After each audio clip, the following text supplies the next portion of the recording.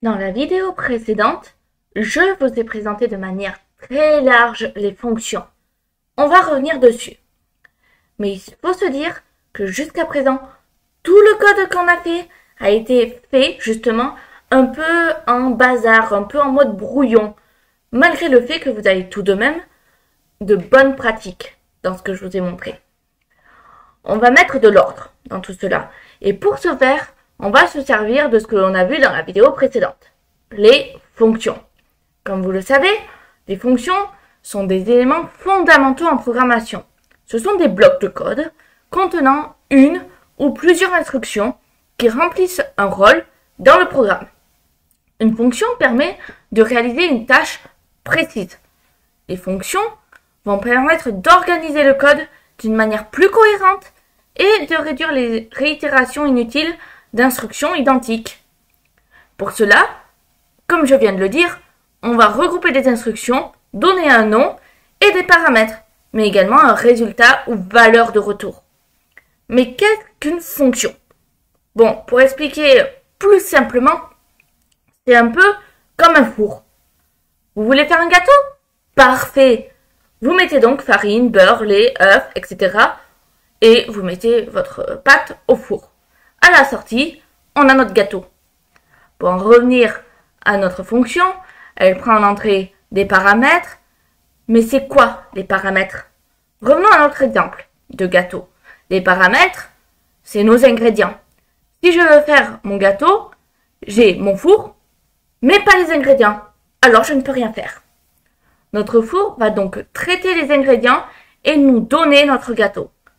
Bien sûr, si on modifie les paramètres, on change le résultat. Si je rajoute du chocolat, j'obtiens un gâteau au chocolat. Par contre, peu importe les ingrédients, un four, ça reste un four. Dites-vous que c'est la même chose pour le code. Les paramètres sont différents, mais on utilise la même fonction. Mais pour l'instant, on va voir ce que l'on appelle des fonctions prédéfinies. Il est possible d'appeler des fonctions prédéfinies en JavaScript, c'est-à-dire des blocs de code déjà écrits que l'on peut exécuter sans avoir à les écrire.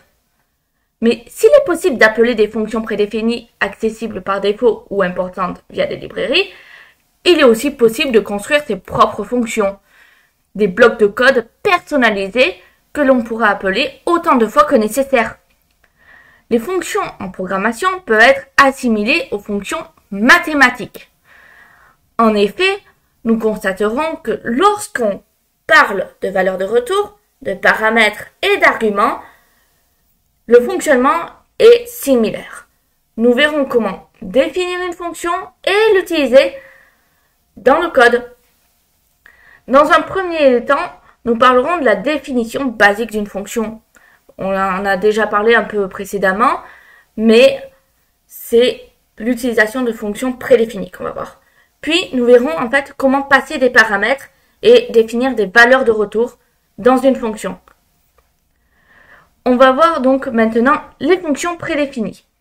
En JavaScript, et d'ailleurs en général, dans tous les langages de programmation, il existe des fonctions prédéfinies. Il existe plusieurs fonctions natives que l'on peut appeler n'importe où dans un code JavaScript. Par exemple, la fonction eval. Donc, je vous montre comment elle est. Voilà à quoi ressemble la fonction eval. Elle permet d'évaluer un script JavaScript contenu dans une chaîne de caractères. Voici un exemple.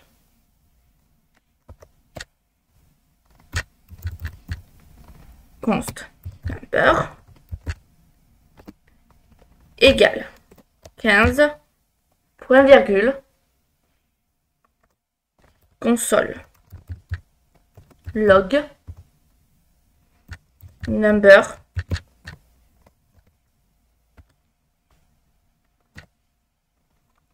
comme ceci.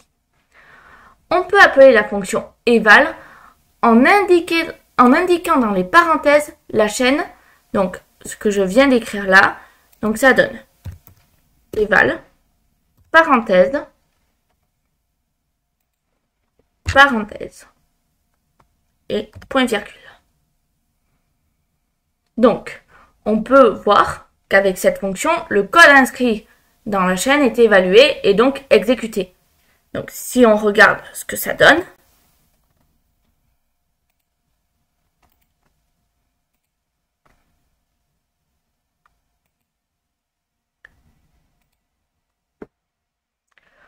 on peut voir que la console affiche 30. C'est un exemple tout simple de fonction native. On trouve en fait une liste de fonctions natives sur la doc que j'ai ouvert ici. Donc c'est dans la partie prédéfinie, mais on va s'intéresser à la définition de fonctions personnalisées. Donc, tout d'abord, on va voir la syntaxe des fonctions. Alors, j'ai déjà expliqué, mais en JavaScript, il faut respecter la syntaxe. Donc, pour ce faire, je vais vous réécrire la syntaxe. Alors, c'est fonction, nom de ma fonction, les paramètres, accolade, instruction. Voilà à quoi ressemble une fonction. On utilise le mot-clé function pour définir une fonction. Ça semble logique. Les paramètres, dans le cas où il y en a, sont déclarés dans les parenthèses et les instructions sont définies dans les accolades. Ne pas confondre parenthèses et accolades. Mais comment on va appeler la fonction afin d'exécuter les instructions qu'elle contient? Mais donc, on va commencer. Donc, pour ce faire, pour appeler une fonction en JavaScript, on utilise la syntaxe suivante. Nom de ma fonction, parenthèse, paramètres.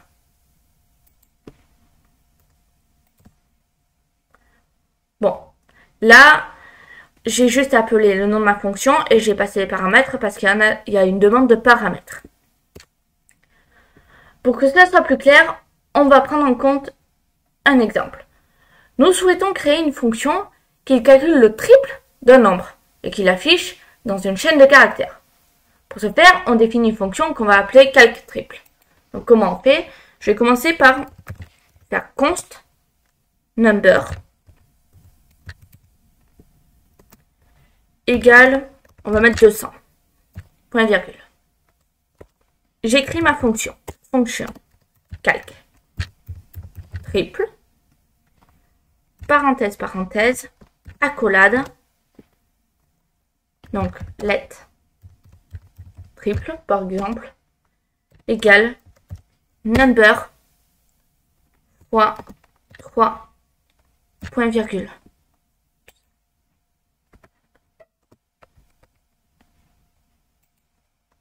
Voilà. Et là, j'écris un console log et je mets le triple du nombre.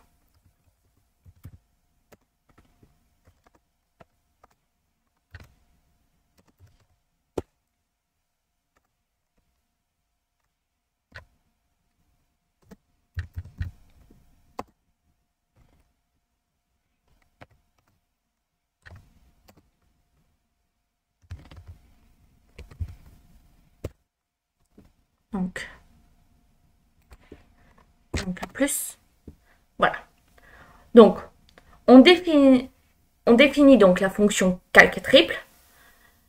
Mais si on exécute ce code, il ne se passe pas grand-chose. On va regarder. Comme on peut le voir, il ne se passe rien. Pourquoi?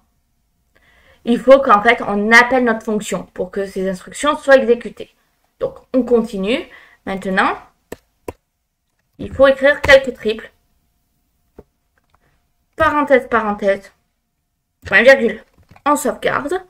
Si on retourne, le triple du nombre de 200 est 600. C'est parfait. La console affiche bien ce qu'on souhaite. Maintenant, admettons qu'on change la valeur de la variable number. Donc, on va changer const en let.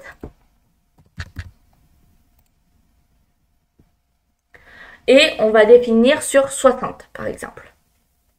Donc, on veut à nouveau calculer le triple du nombre.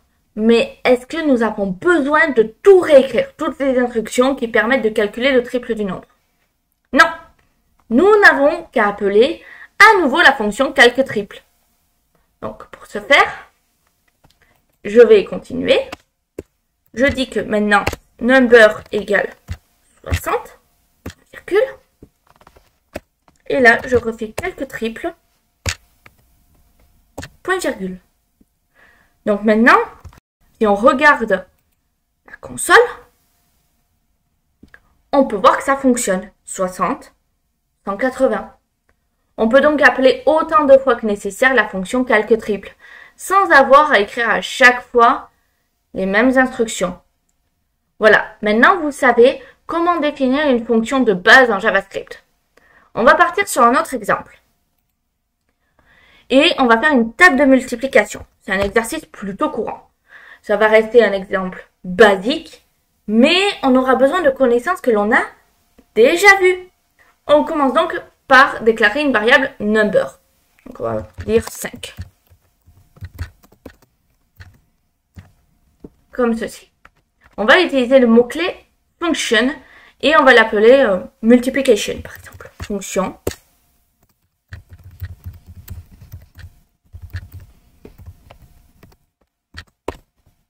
Voilà. Bien. On a fait la base de la fonction. Maintenant, comme dit avant, on va se servir de connaissances acquises jusqu'à présent. Pour ce faire, on va utiliser une boucle. La boucle for. On met donc dans les accolades une boucle for. Donc pour ce faire, je mets dans la fonction, j'écris for. Comme ceci. Donc, on déclare notre variable et on va l'appeler i. Donc je me mets dans les parenthèses let i. On va mettre donc notre condition ensuite. Donc là, par exemple, je vais mettre 1 pour cette variable, point virgule, i, donc inférieur ou égal à 10. Donc, qu'est-ce qui se passe là? Donc, on a commencé par déclarer une variable i et on lui a attribué la valeur 1. On met notre condition, tant que i est inférieur ou égal à 10, et on va incrémenter i. Donc maintenant, on va faire dans la boucle for un console log, tout simplement. Donc, log de number fois i. On va finir notre boucle. La première chose à faire à présent, c'est d'appeler notre fonction. Pour ça, on écrit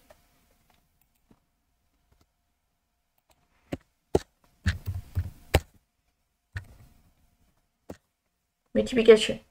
Si on regarde donc maintenant notre console, je sauvegarde, on a notre table de multiplication. Maintenant, supposons que je veux faire une nouvelle table de multiplication. Encore une fois, est-ce que je dois vraiment tout réécrire? Comme toujours, la réponse est non, bien entendu. Donc voici comment on va faire. Tout d'abord, je commence par changer la valeur et je choisis ma nouvelle table de multiplication. On va dire que cette fois, c'est 3.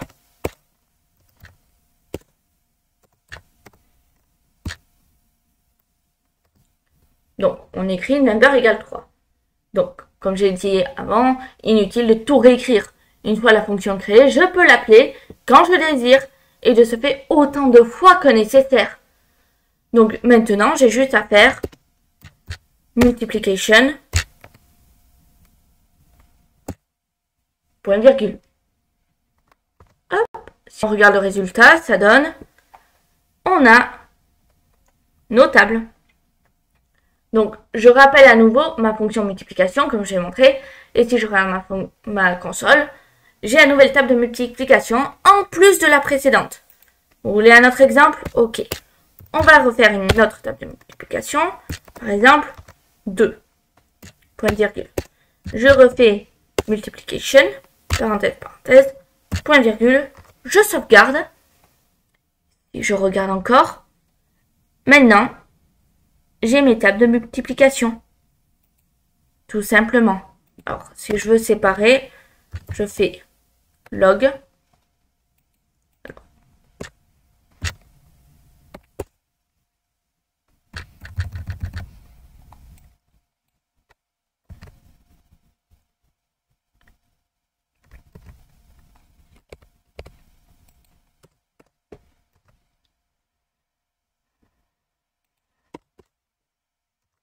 comme ceci.